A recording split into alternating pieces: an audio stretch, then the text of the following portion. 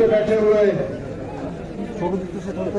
तमाम national conference के मेरे सीनियर साथी यहाँ पे आए हुए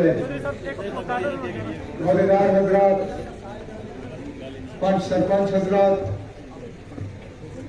भाइयों बहनों बुजुर्गों, आप सबको मेरी तरफ से अस्सलाम वालेकुम। मैं अपने सीनियर साथियों से माफी चाहूंगा कि नाम नहीं लिए, एक का नाम लूंगा किसी को छोड़ूंगा बुरा लगेगा और वक्त की किल्लत भी है। काफी वक्त के बाद आज दोबारा मेंढर इस तरह आने का मुझे मौका हासिल हुआ है। पिछले दौरे और इस दौरे के दरमियान बहुत कुछ बदला। यहां तक कि जम्मू कश्मीर का नक्शा वो नक्शा नहीं रहा। जब मैं पिछली बार आया था हम एक रियासत थे, अब हम रियासत भी नहीं रहे। हमारा अपना आईन था, वो आईन भी हमसे छीना गया। हमारा अपना झंडा था, हमारी पहचान थी, वो भी नहीं रहा। लेकिन एक चीज में बदलाव नहीं आया और वो जावेद राणा साहब के जलसों की कामयाबी में कोई फर्क नहीं आया।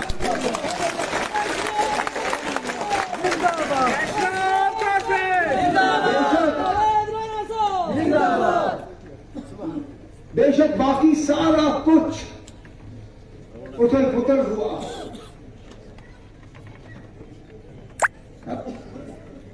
हम में से कोई उस वक्त जब पिछली बार हमने प्रोग्राम किया था शायद सोच भी नहीं सकते थे हम कि जब हमारा अगला प्रोग्राम होगा तो इन हालात में होगा। लेकिन अल्लाह ताला का करना,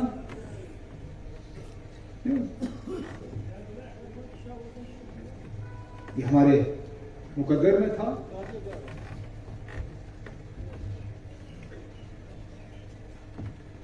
जावेद ने तफसीलन बात की, सियासी, तरक्याती, कुछ हंसाने वाली, कुछ दिल को दुख पहुंचाने वाली।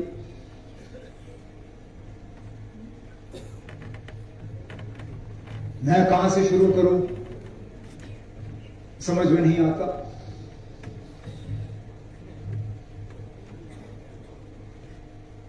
कामों की इन्होंने लिस्टें गिनी, ब्लॉक, नियाबतें, तहसीलें, अस्पताल, स्कूल, पुल, सड़क। अब ये तो हमारा फर्ज था, एहसान नहीं किया। एहसान तो आप सबका हमारे ऊपर था। आपके वोट हमें मिले, आपने हमें किसी मुकाम पर पहुंचाया। उसके बाद अगर हम कुछ ना करते तो चलिए आपको हम जवाब दें ना दें, कभी ना कभी तो अल्लाह ताला के सामने हाजिर होकर हमें जवाब देना होगा। और उस वक्त हमसे पूछा, यहां के लोगों ने आपको किसी जगह पहुंचाया, आपके कलम में ताकत दी, आपने उसका इस्तेमाल कैसे किया? मरकज ने भेजा, हमने आपकी बेहतरी के लिए इस्तेमाल किया। कोशिश की कि हर इलाके के साथ इंसाफ हो, इलाके में रहने वाले हर तबके के साथ इंसाफ हो, बिना मजलूम मिल्लत रियासत का नक्शा जो है उसको ठीक किया जाए। आज हम पे तरह तरह के इल्जाम लगते हैं। कुछ इल्जाम उन लोगों की तरफ से जो कल तक हमारे साथ थे। जावेद ने बात छेड़ी नहीं तो मैं शायद इस पे बात करता नहीं, लेकिन प्रोपेगेंडा के तहत खासकर खित्ते पीर पंजाल में ये तासुर देने की कोशिश की जा रही है कि नेशनल कॉन्फ्रेंस वाले जो हैं हम पहाड़ियों के खिलाफ हैं, और इल्जाम वहां से जिसने सबसे ज्यादा नेशनल कॉन्फ्रेंस में रह के तरक्की हासिल की, 6 साल मिनिस्टर रहे जब फारूक साहब की हुकूमत थी 96 और 2002 के दरमियान। उसके बाद जब मैं वजीर आला बना, इस बात के बावजूद कि वो एमएलए नहीं थे, कोalition गवर्नमेंट थी, बहुत लोगों को एडजस्ट करना था, पहाड़ी बोर्ड का वाइस चेयरमैन बनाया। आज मैं मजबूर होता हूं पूछने पे, बताइए ना, अगर हम बुनियादी तौर पहाड़ियों के खिलाफ हैं, मिनिस्टर क्यों बने आप? नहीं बनना चाहिए था। उस वक्त कहते अब आप लोग पहाड़ियों के खिलाफ हो, मैं मिनिस्टर नहीं बनूंगा। मैं मानता, चलिए देर आए दुरुस्त आए। हो सकता है 2002 जब फारूक साहब की हुकूमत गई और 2009 जब मैंने कमान संभाला, शायद हमारी सोच में कुछ बदलाव आया होगा। जब 2009 में पहाड़ी बोर्ड के वाइस चेयरमैन के पोजीशन पे, उस वक्त कह देते नहीं ना आप लोग पहाड़ियों के खिलाफ हो, मैं इस ओहदे पे नहीं बैठूंगा। उस वक्त भी सारा ठीक था। अरे रात छोड़ने से 3 दिन पहले अपने ही गरीब खाने जम्मू में जनाब फारूक अब्दुल्ला साहब को तो नाश्ता खिलाया। 3 दिन पहले जिस फारूक अब्दुल्ला साहब की आज वो मुखालफत करते हैं, उस फारूक अब्दुल्ला को नाश्ता खिलाया। अब क्या 3 दिन में हम अचानक पहाड़ियों के दुश्मन बन गए? जितना हमसे हो सका हमने किया। मैंने कल सुरनकोट में लोगों को याद दिलाया, क्योंकि वो बात मुझे अच्छी तरह से याद है। पहली मर्तबा मैं सुरनकोट आया था, पहला प्रोग्राम था मेरा 2002 में। मैंने उस वक्त अपनी पहली तकरीर में कहा कि गुजरों को अपना हक मिल गया है, बड़ी अच्छी बात है। अब हम चाहते हैं कि पहाड़ियों को उनका हक मिले। मैंने कहा कि गुजरों की थाली में हमने कुछ डाला है, अब पहाड़ियों की थाली में डालना जरूरी है, लेकिन मैंने ये तक कहा, मैंने कहा कि पहाड़ियों की थाली में डालने के लिए गुजरों की थाली में छेद करना यह मुनासिब नहीं है। ये कहा है। तब से लेके आज तक मैं उस बात पे कायम हूं कि एक कौम के साथ इंसाफ तो दूसरे कौम को भी इंसाफ का हक जो है वो है, लेकिन इंसाफ देने के लिए किसी और के साथ बेइंसाफी नाइंसाफी नहीं होनी चाहिए।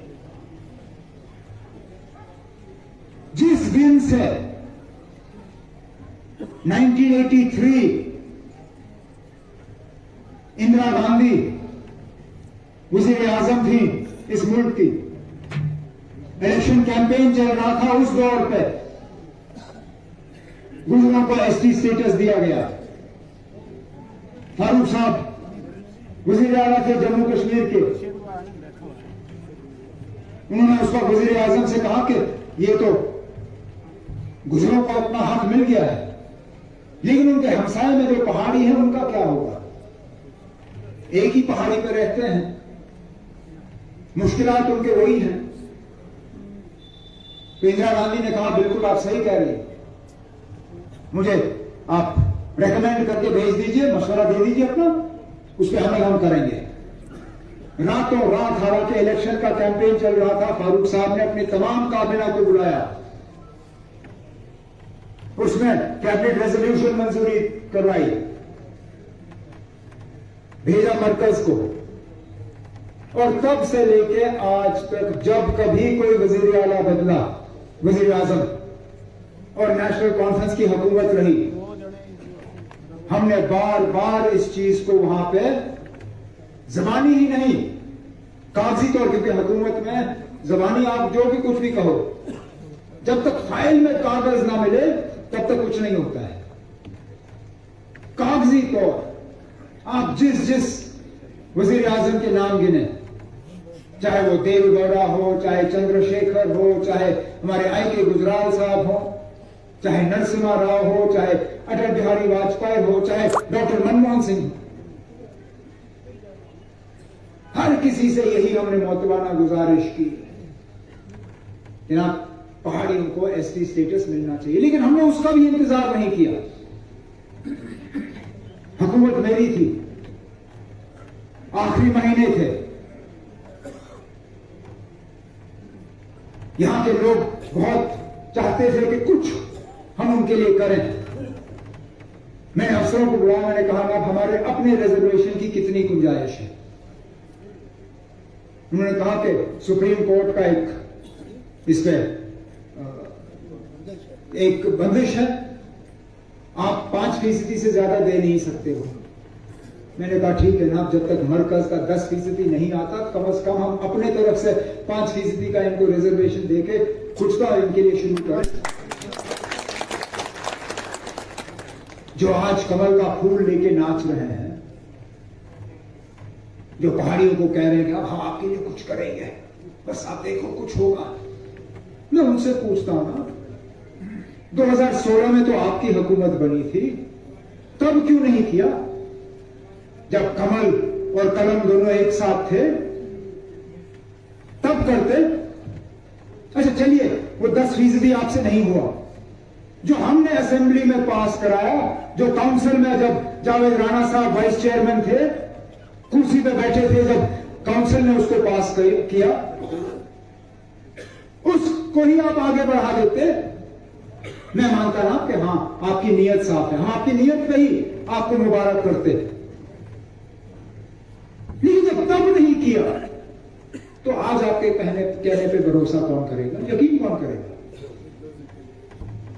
ये तो खरीद फरोख्त वाली बात हुई। आपको कहीं ना कहीं इलेक्शन नजर आ रहे हैं तो आपको लगता है कि चलो ना कुछ लोगों को हम खरीदने का काम करें। यहां के लोग इतने बेवकूफ नहीं हैं, गरीब जरूर होंगे, बेबस जरूर होंगे, लेकिन बेवकूफ नहीं है। वो जानते हैं आप इन लोगों का क्या है।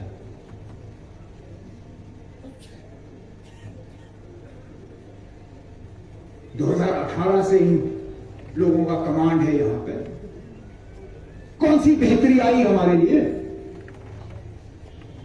5 अगस्त 2019 हमने देखा, उस वक्त बड़ी बड़ी बातें हुई। हमारे नौजवानों को कहा गया था कि बस अब आप देखो कितना बदलेगा आपके लिए एक नया जम्मू कश्मीर। कहते थे कि इन नौजवानों की तरक्की के रास्ते में रुकावट हम हल वाले हैं। तो ठीक है ना, अगर हमने इनका मुस्तकबिल बिगाड़ा है तो आप इनका मुस्तकबिल ठीक करिए, दे दीजिए इनको रोजगार जो हम दे नहीं सके। वो दिन और ये दिन कहीं नहीं। उल्टा जहां हम इन दूर दराज इलाकों में भर्ती का काम करते थे, चाहे RET टीचर, चाहे NRHM,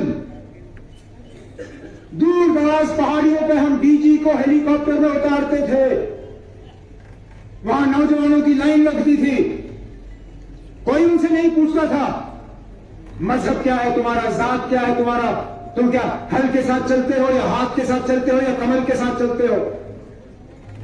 फीता निकलता था, कद छाती, अगर रेस में निकल जाते थे डीजी साहब का वहीं पर मोहर लगता था, वहीं पे उनकी भर्ती हो जाती थी, पुलिस में उनका दाखिल हो जाता था वो।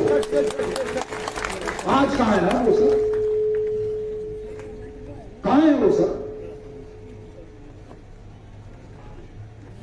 जिस तरक्की की बात हुई, कहा कि ये नेशनल वाले जो है इन्होंने डेवलपमेंट का पैसा खाया, अब हम आपको दिखाएंगे डेवलपमेंट।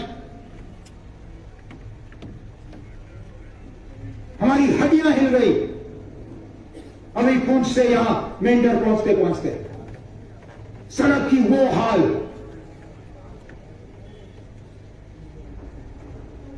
चार 6 किलोमीटर पे इन्होंने लुक डाला होगा, बाकी कहां सड़क कहां खड्ड पता ही नहीं।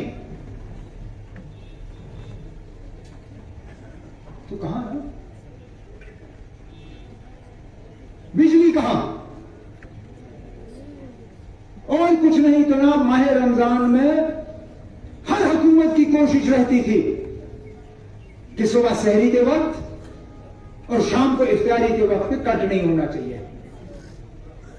पता नहीं इस साल हमने क्या किया, ना सहरी में बिजली, ना इफ्तारी में बिजली।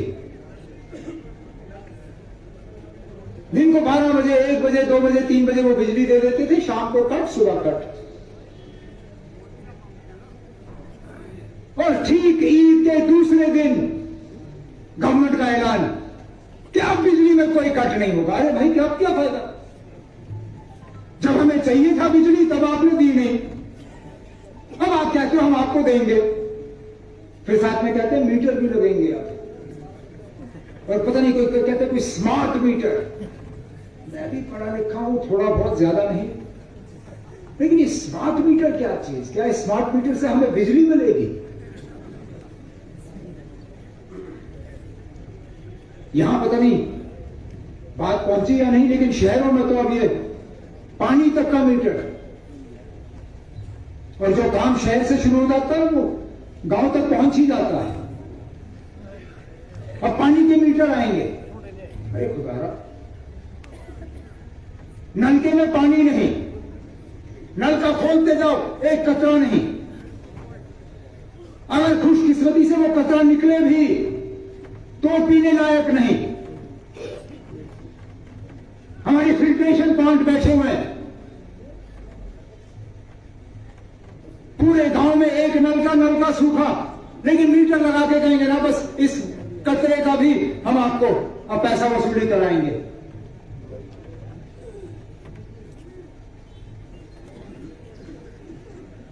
जमहूरियत कहीं नहीं, तरक्की कहीं नहीं, रोजगार कहीं नहीं, अमन कहीं नहीं। हमारे जो लोग पीर पंचाल से जाते थे मजदूरी करने, आज वो नहीं जा रहे हैं, सहमे हुए हैं, डरे हुए हैं। हमारे दाढ़ी रखने वाले लोग वो लखनपुर पार करना नहीं चाहते, सोचते हैं अगर हम यहां लखनपुर पार करेंगे हमारे साथ पता नहीं क्या हाल होगा। हर चीज पे एक हमला। हम किस तरह अपने खुदा को याद करते हैं उस पे भी, हम किस तरह लोगों को मस्जिद में बुलाते हैं उस पे,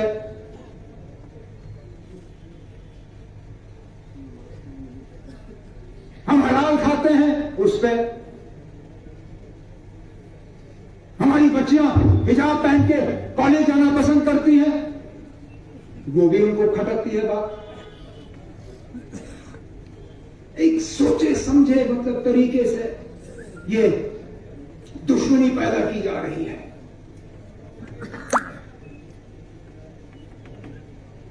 तो फिर तभी तो मैं इस बात का मजबूर होता हूं पूछने पे, जनाब फिर 2019 5 अगस्त का इस रियासत को फायदा क्या हुआ? बीजेपी ने बेशक इस चीज को बाकी मुल्क में बेचा होगा, उनको सियासी फायदा जरूर हुआ होगा, लेकिन यहां के रहने वाले उनको इसका का क्या फायदा मिला? अगर हम वहीं के वहीं होते जहां हमें छोड़ दिया होता, हम वो भी कबूल करते, नहीं हम तो पीछे चले गए। जावेद ने डिवीजन की बात की। अरे जावेद साहब, मैं क्या डिवीजन की बात यहां करूं? हमें तो पहले अपना रियासत वापस मिले, तब हम बाकी चीजों पे बात करेंगे। हमें तो अपना रियासत वापस चाहिए।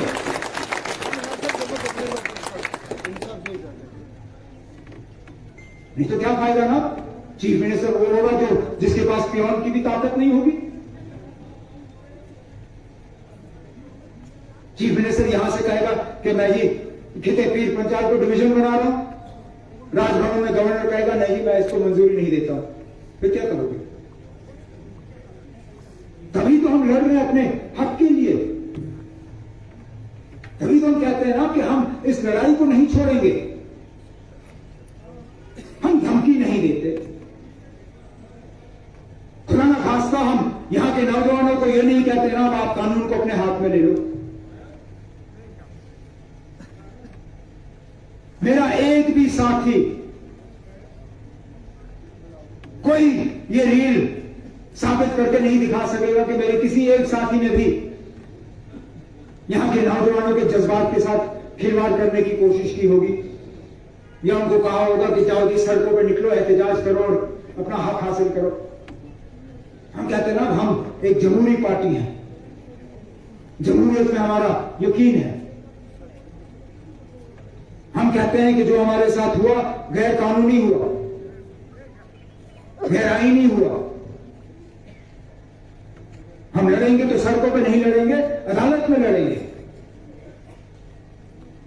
और अल्लाह का शुक्र है देर आए दुरुस्त आए, कम से कम अब सुप्रीम कोर्ट की चीफ जस्टिस ने ये तस्लीम किया है कि नहीं जी इस 370 वाले मामले पे सुनवाई शुरू होनी चाहिए। और हम उम्मीद कर रहे हैं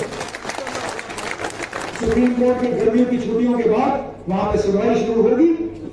और हमारा अपना मानना है कि हमारा मौकूफ जो है मजबूत है। हमारे इरादे सही हैं, नीयत हमारी साफ है, हम धोखा देने वाले लोग नहीं हैं। हम सच को झूठ और झूठ को सच में तब्दील नहीं करते। इसके लिए वक्तन हमें कहीं ना कहीं से सजा मिलती है, कोई बात नहीं, हम वो बर्दाश्त कर लेंगे।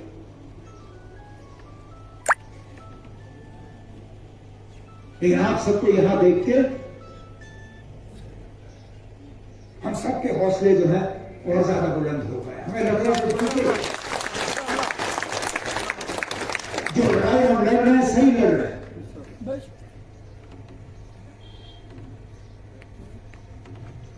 और आपकी ये ताकत, आपकी ये हिम्मत देख के जो हम में हिम्मत आई है, हम और जोरों शोर से आपके हकूक के लिए लड़ेंगे, जम्मू कश्मीर के नौजवानों के बेहतर मुस्तकबिल के लिए लड़ेंगे, अपनी पहचान उसके लिए लड़ेंगे। अल्लाह करे कि हमें इस लड़ाई में कामयाबी मिले। मैं जावेद का, जीशान का, यहां स्टेज पे बैठे अपने तमाम साथियों का तहे दिल शुक्रगुजार हूं कि आज ये कामयाब प्रोग्राम इन्होंने रखा और मुझे आप सबसे इस तरह मुलाकात करने का मौका जो है दिया, इस उम्मीद के साथ कि जल्द से जल्द हमें दोबारा मुलाकात का मौका हासिल होगा जब मौसम थोड़ा साजगार हो। अगली बार इस गर्मी में हम आपको नहीं कर पाएंगे। इन्हीं अल्फाजों के साथ अब इजाजत चाहता हूं। बहुत बहुत शुक्रिया।